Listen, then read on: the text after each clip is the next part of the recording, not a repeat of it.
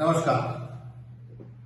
राहुल गांधी का रायबरेली से चुनाव लड़ना क्या कांग्रेस का मास्टर स्ट्रोक है या कोई रणनीति है, या राहुल गांधी का अमेठी छोड़ देना इससे कांग्रेस को नुकसान हो सकता है?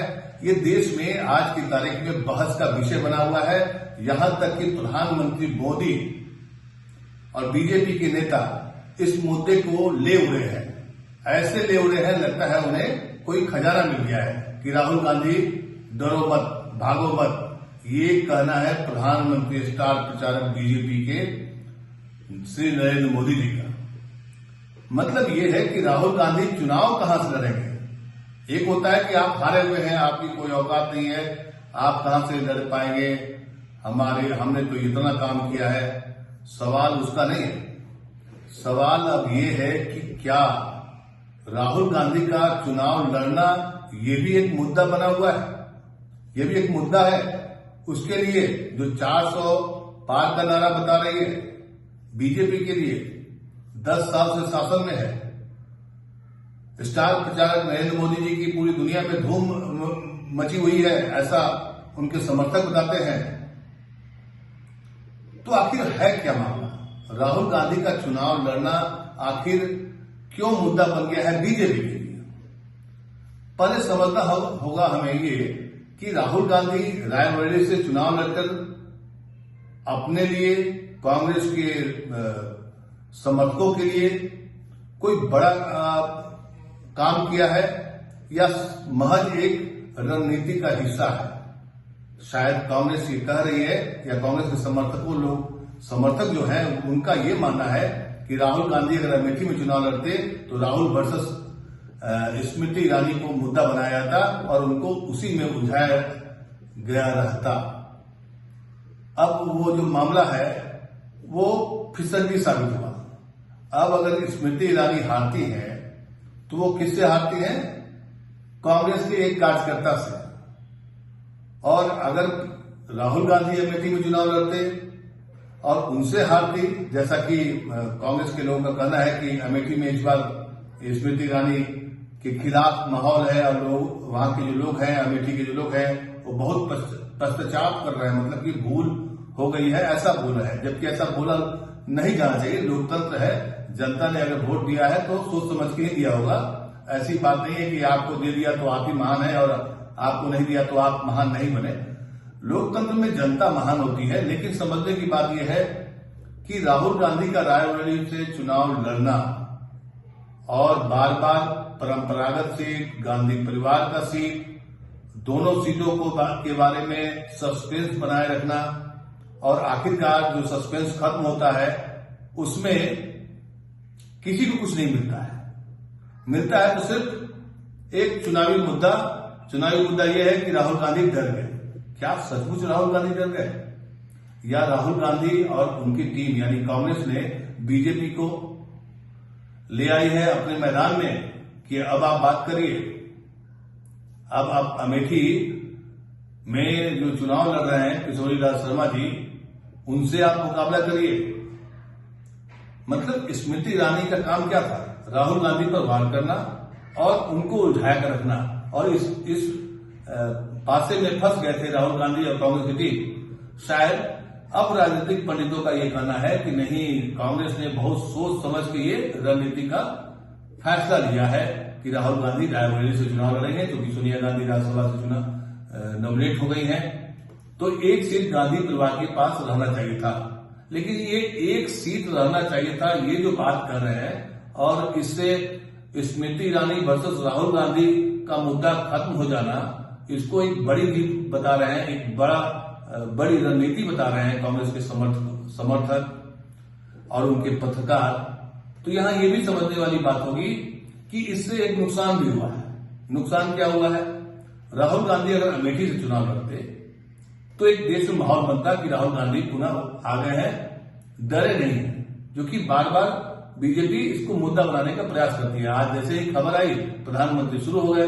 प्रधानमंत्री नरेंद्र मोदी की शब्दों के पर मत जाइए, क्योंकि वो जो शब्दों को तोड़ मोड़ को पेश करते हैं, लेकिन मुद्दा बनाया कि राहुल गांधी भाग गए, भागो मत। और जैसे ही उन्होंने कहा तमाम मीडिया में जो उनके समर्थक लोग हैं, मतलब कि जो सरकारी मीडिया कहिए, आज की तारीख में जो मीडिया है वो तो सरकारी मीडिया, मतलब एक पार्टी विशेष की मीडिया बन गई है, उन लोगों ने भी ट्वीट करना शुरू कर दिया। और ट्वीट करते हैं कि डरो मत, भागो मत। बताइए, मतलब मुद्दा बनाने की कोशिश में लग गई है बीजेपी की फ्रंटल सेना, जिसको कहते हैं मीडिया, आप और हम जिसको कहते हैं मीडिया। क्योंकि देश में चुनाव हमेशा से मुद्दे पर लड़े जाते रहे। 2014 में भी जब आए थे प्रधानमंत्री श्री नरेंद्र मोदी जी ये चुनाव लड़ रहे थे, तो उस समय उनका मुद्दा क्या था? उनका मुद्दा था कि आप वोट देने जाइएगा तो अपने घर में गैस सिलेंडर को प्रणाम करके जाइएगा, क्योंकि उस वक्त गैस सिलेंडर में 50 रुपया 100 रुपये की बढ़ोतरी पर देश भर में हंगामा होता था, महंगाई चरम पे थी, ऐसा उस वक्त का माहौल था। तब मुद्दा क्या था? नारी सुरक्षा, अच्छे दिन आएंगे, पेट्रोल के दाम घटेंगे, काला धन वापस आएगा, लेकिन कुछ भी नहीं हुआ। और आज मुद्दा बना हुआ है कि राहुल गांधी डर गए। किससे डरे और ये डर क्यों है? समझना होगा हमें ये इस बात को लेकर के कि राहुल गांधी क्या वाकई में डरे हैं। क्योंकि कांग्रेस की सबसे खराब स्थिति 2014-2019 में हुई है। इसके पहले कांग्रेस की इतनी बुरी स्थिति, मतलब इतना खराब परफॉर्मेंस कभी नहीं रहा है। इमरजेंसी के बाद भी जब देश में चुनाव हुए थे, जब सारी विपक्ष पार्टी एक हो गई थी, तब भी कांग्रेस को 150 सीट से ज्यादा सीटें आई थी। इस 2014 में, 2019 में कांग्रेस 50 के आसपास में सिमट कर रह गई है और उसको मुद्दा बनाया जा रहा है। तो डर तो है। ये डर किसको है? सत्ता में बैठी हुई बीजेपी, मोदी जी को। क्योंकि अगर उन्हें डर नहीं होता तो वो अपने काम पर ज्यादा फोकस करते, अपने 10 साल के कामकाज का विश्लेषण करते, बताते कि हमने ये किया, हमने पेट्रोल के दाम घटा दिए, हमने महंगाई कम कर दी, गैस सिलेंडर को आप प्रणाम करके आपको वोट देने नहीं जाना है, ये सब कहते मोदी जी। लेकिन कह रहे हैं क्या? मुसलमान, मटन, मछली और क्या पुराने गड़े हुए मुद्दे। और आज ताजा ताजा मिल गया है, राहुल गांधी भाग गए, डर गए, भाग गए। अब ये मुद्दा अभी 1-2 दिन गरमाएगा, क्योंकि मीडिया के साथी, जो उनके जो मीडिया के साथी हैं, बीजेपी के सपोर्ट में जो मीडिया होती है, वो लगभग सभी चरणों में है। इसी वजह से मुद्दा वही बनाते हैं और मुद्दा बनाने के बाद ऐसा माहौल बनाया जाता है, लगता है कि वाकई राहुल गांधी डर गए। डरा तो कोई है।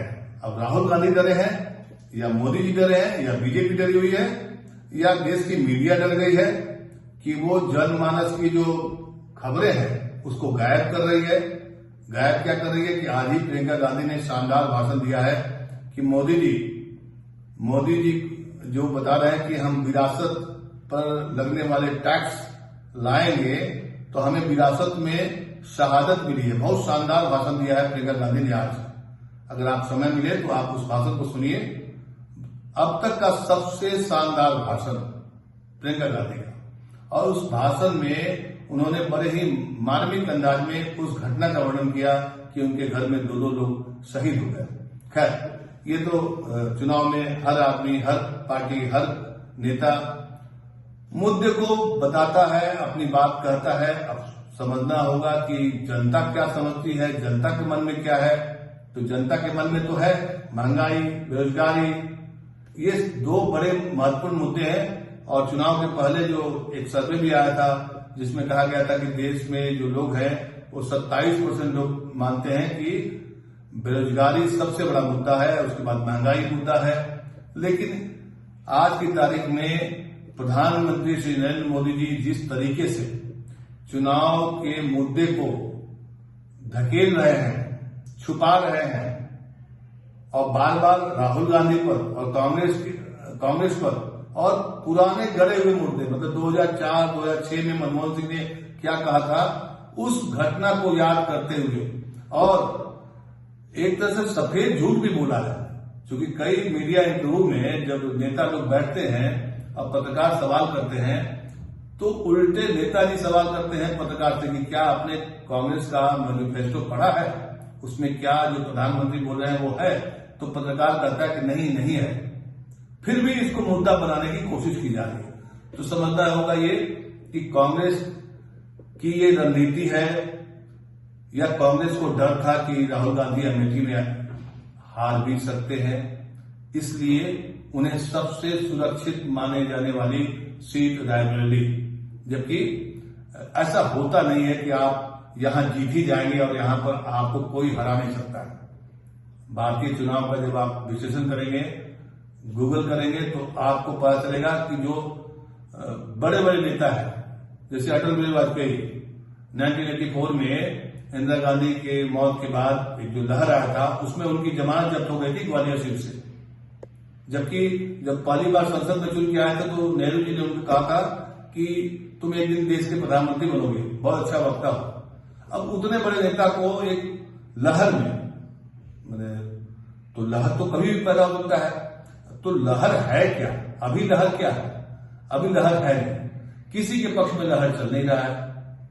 लोग लगे हुए हैं, बीजेपी लगी हुई है कि कैसे महंगाई बेरोजगारी पर कोई चर्चा न करे, मुसलमान पर सारी चर्चा आकर सिमट जाए और मंदिर मस्जिद शमशान कब्रिस्तान यही मुद्दा बना रहे ताकि वोटों का ध्रुवीकरण हो सके। लेकिन जनता भी तो देख रही है कि पिछले 10 साल से यही मुद्दे, यही पुराने टेप लगातार बजाए जा रहे हैं बीजेपी के द्वारा।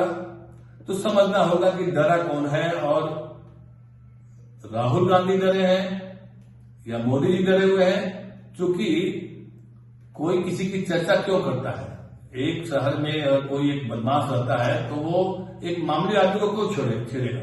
वो तो मजबूत आदमी को छेड़ेगा ना, ताकि उसकी एक पहचान बने। कांग्रेस तो पिछले 2 चुनावों में 50 के आसपास सिमट गई है, फिर भी अगर कांग्रेस पर वार करना, कांग्रेस पर दोषारोपण करना, कांग्रेस को टारगेट करना, ये बताता है कि डर किसके पास है। ये समझने की बात है। अगर आपको डर नहीं होता तो इस बार चुनाव के मुद्दे कुछ और होते।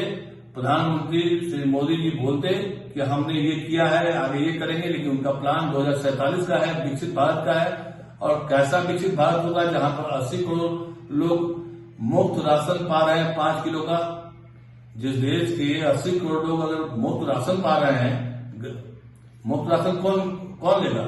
जो गरीब होगा, अत्यंत गरीब होगा, गरीब ही नहीं अत्यंत गरीबी के नीचे होगा, उन्हीं को तो मिलता है 80 करोड़। तो इस देश की जनता 80 करोड़ है, फिर भी विकसित भारत बनाने का सपना है, लक्ष्य है। तो हम चर्चा कर रहे थे कि राहुल गांधी के रायबरेली से चुनाव लड़ने की जो कहानी है, इसको मीडिया अभी 2-4 दिन खूब गरमाएगा।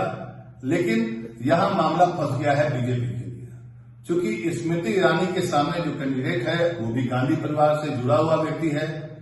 अगर इस बार चुनाव हार जाती हैं स्मृति ईरानी, तो फिर पूरी की पूरी राजनीति बदल जाएगी। ये जो डर वाला मामला है ना, तो मैं आपको साफ साफ बताऊं, डर तो दोनों पार्टियों को है। कांग्रेस को भी डर है, राहुल गांधी को भी डर था। डर तो था अमेठी से, अगर डर नहीं होता तो रायबरेली के बदले अमेठी से वहां चुनाव लड़ते। डर तो है, लेकिन सबसे बड़ा डर किसके पास है? सबसे ज्यादा किसको डराया जा रहा है? सबसे ज्यादा डराया जा रहा है आम आदमी को, वोटर्स को, कि ये पार्टी सत्ता में आएगी तो ये छीन लेगी, अगर ये पार्टी सत्ता में आएगी तो लोकतंत्र खत्म हो जाएगा। समझने की बारी आपकी है, हमारी है। एक मीडिया की तो खैर चर्चा नहीं करनी है, क्योंकि मीडिया है नहीं देश में। मीडिया रहता तो शायद आज इस बात का विश्लेषण होता कि प्रधानमंत्री जो झूठ बोलते हैं उसकी क्यों बोलते हैं।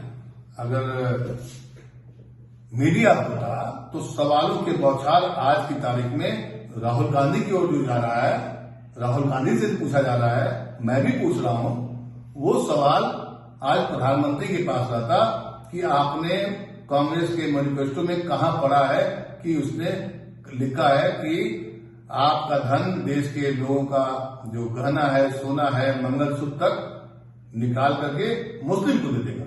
ये कहां लिखा हुआ है? खैर, समझे डर किसको है? डर तो है, आम जनता भी डरी हुई है कि चुने तो चुने किसको। एक कहता है कि लोकतंत्र खत्म हो जाएगा, एक कहता है कि गहना बेच देगा। यहीं पर लोकतंत्र की कहानी याद आती है कि लोकतंत्र में ऐसे दावे करने वाले नेताओं को समय समय पर इतिहास भुला देता है, इतिहास के पन्ने पलट जाते हैं। आपको याद करा दूं, मैं इंदिरा गांधी को याद कर लीजिए। उसके बाद जो 2.5 साल चली सरकार विपक्ष की, इमरजेंसी से त्रस्त होकर के जिसको लोगों ने चुना वो सरकार सही ढंग से नहीं चल पाई, उसको भी लोगों ने हरा दिया। तो इसलिए जनता लोकतंत्र में बहुत पावरफुल होती है और दोनों पार्टियां लगी हैं जनता को डराने के लिए कि आप डरिए और डर के मारे वोट दीजिए। लेकिन डर है किसको, आप समझ सकते हैं किसको लगता है डर। आप हमें अपना कमेंट जरूर बताइए, दीजिए और हो सके तो इस वीडियो को लाइक करिए, शेयर करिए। नमस्कार।